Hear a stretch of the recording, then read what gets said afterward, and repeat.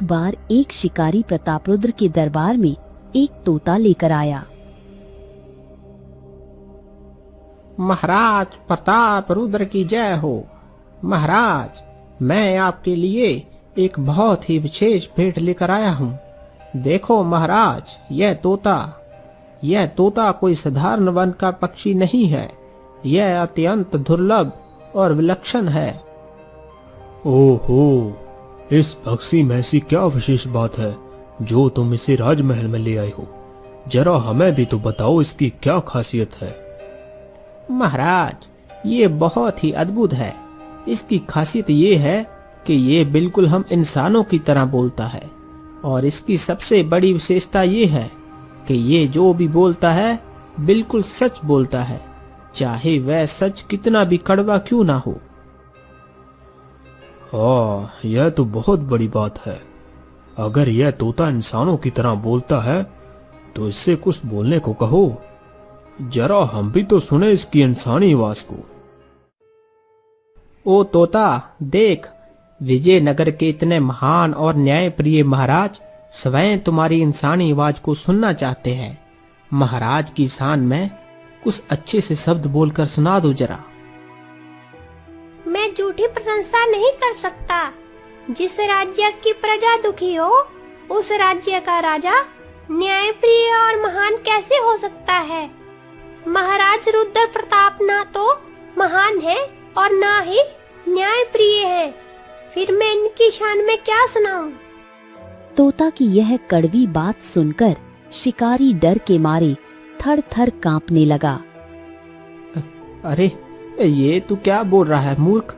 महाराज प्रताप रुद्र के न्याय और प्रजा प्रेम से इस नगर का बच्चा बच्चा परिचित है।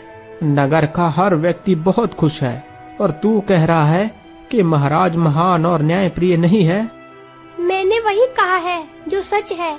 अगर यह सच्चाई कड़वी लग रही है तो इसमें मेरा क्या दोष? हम तुम्हारे कड़वे सच का सामना करते हैं, लेकिन पूरे नगर में तो प्रजा खुशी से उत्सव मना रही है, फिर कोई दुखी कैसे हो सकता है?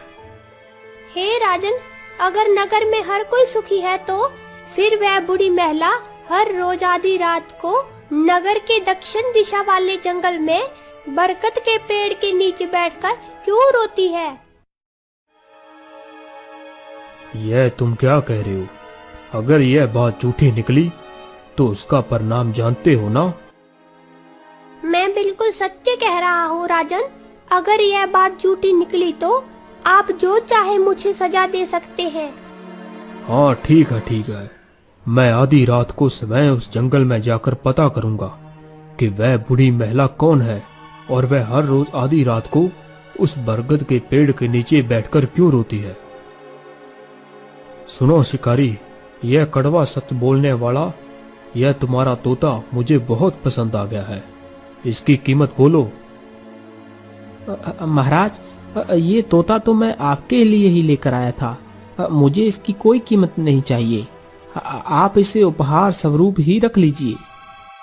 महाराज, अगर आप चाहते हैं कि मैं आपके राजमहल में रहूं, तो फिर आपको मेरी 2 शर्तें माननी पड़ेंगी। हाँ, बताओ, क्या शर्त है तुम्हारी? पहली शर्त ये है कि आप और आपके दरबार में मौजूदा सभी लोग मेरे बारे में किसी को भी नहीं बताएंगे। और दूसरी शर्त ये है कि आप हमेशा मेरी रक्षा करेंगे, कभी भी मुझे किसी संकट में नहीं डालेंगे। हाँ, ठीक है। मुझे तुम्हारी दोनों शर्त मंजूर है।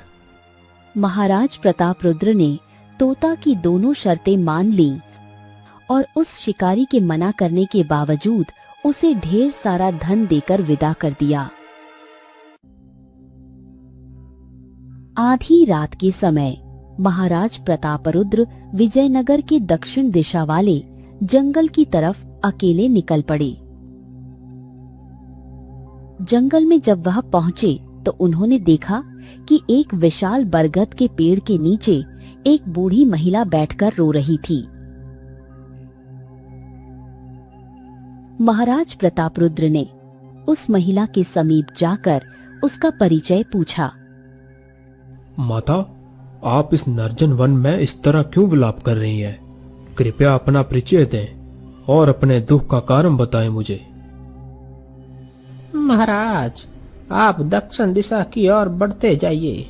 आपको अपने सभी प्रश्नों का उत्तर उसी दिशा की ओर मिल जाएगा। पर क्या बात है? मेरे प्रश्नों का उत्तर तुम स्वयं क्यों नहीं दे रही हो? आखिर ऐसा क्या रहस्य है? मैं आपको कुछ नहीं बता सकती। अगर आपको अपने प्रश्नों का उत्तर चाहिए तो बस दक्षिण दिशा की ओर बढ़ते जाइए। यह सुनकर महाराज को बड़ा आश्चर्य हुआ, लेकिन उन्हें सत्य जानना था, इसीलिए बिना देरी किए वह दक्षिण दिशा की ओर बढ़ चले।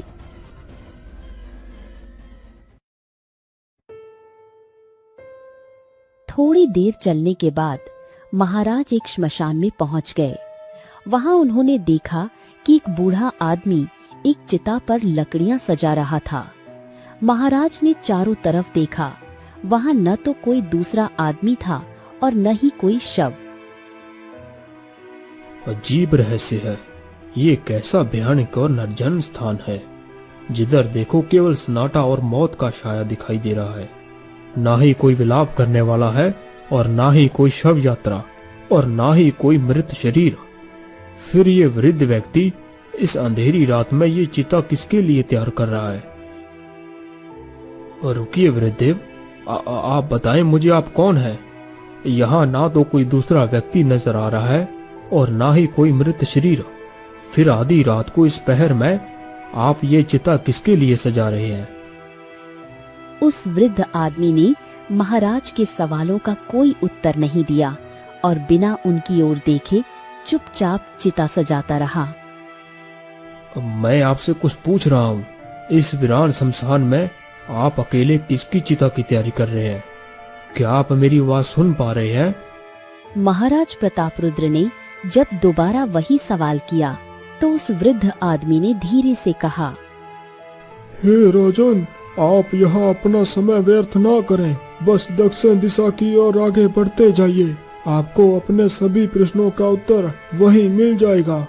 वृद्ध महिला और इस वृद्ध व्यक्ति का एक जैसा जवाब सुनकर महाराज हैरान रह गए। फिर महाराज तुरंत वहां से दक्षिण दिशा की ओर निकल गए। थोड़ी देर चलने के बाद महाराज एक नदी के किनारे पहुंचे।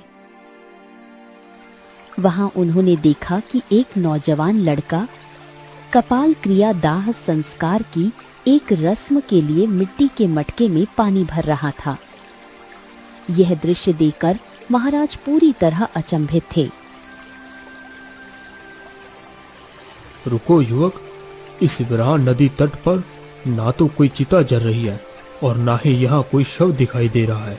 फिर तुम कपाल क्रिया के इस मटके में पानी किसके लिए भर रहे हो?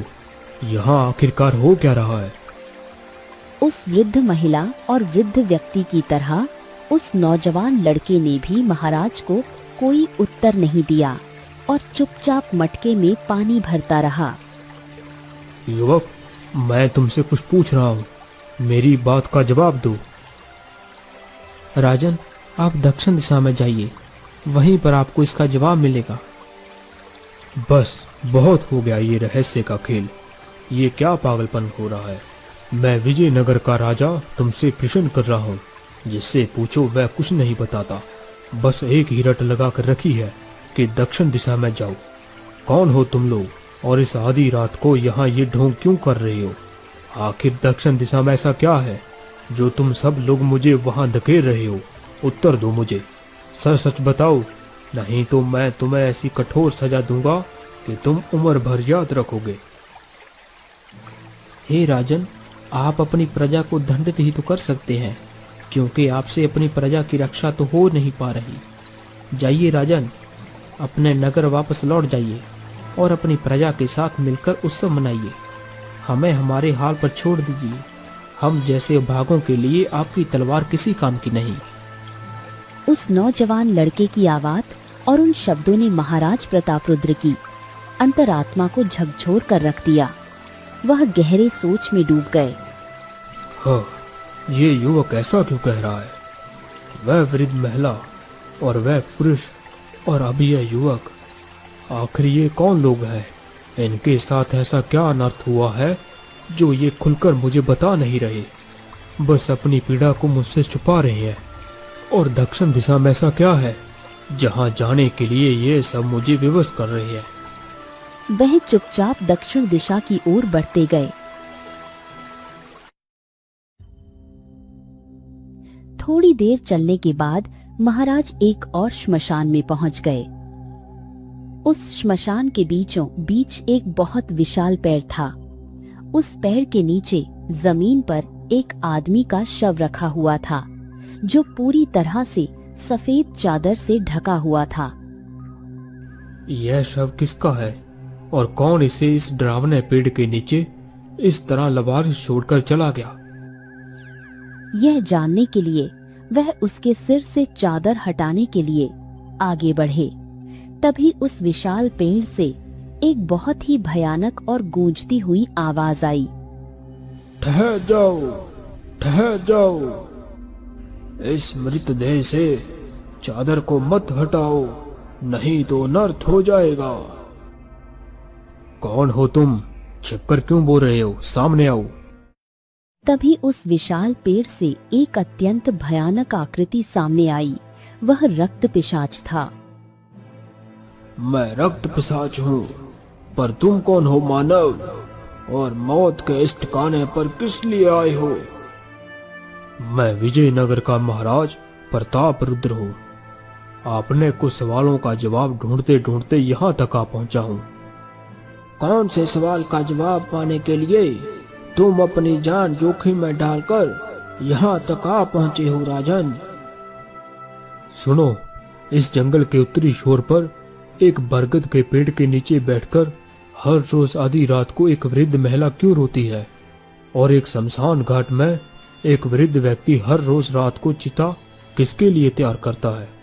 और उसी जंगल के एक नदी किनारे एक नौजवान व्यक्ति रात के वक्त कपाल क्रिया के लिए घड़े में पानी किसके लिए भरता है? वो वृद्ध महिला, वो वृद्ध पुरुष और वह नौजवान व्यक्ति कौन है? और ऐसा विचित्र कार्य क्यों कर रहे हैं? बस इन्हीं सवालों के जवाब ढूंढते ढूंढते मैं यहाँ तक आया हूँ। अब चलो, तुम बताओ कि यह मुर्दा शव किसका है और इसके ऊपर रखी चादर को हटाने से क्या अनर्थ हो जाएगा? इस शव का रहस्य क्या है?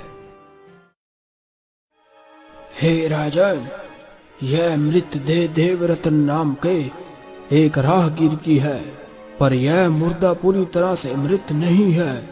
एक भैरव तांत्रिक ने इसे अपने तंत्र मंत्र के प्रकोप से अर्ध मृत करके यहाँ रखा है। अगर तुमने इसके ऊपर से यह चादर हटा दी तो यह अधमरा शरीर पूरी तरह से प्राण त्याग देगा। रही बात उन लोगों की, तो वह वृद्ध महिला जो बरगद के पेड़ के नीचे रो रही थी, वह इसकी माता है। शमशान में चिता सजाने वाला वृद्ध इसका पिता है और नदी पर पानी भरने वाला वह युवक, वह इसका छोटा भाई है। वह तीनों हर रोज ऐसा इसलिए करते हैं क्योंकि मैंने ही उन्हें ऐसा करने का आदेश दिया है।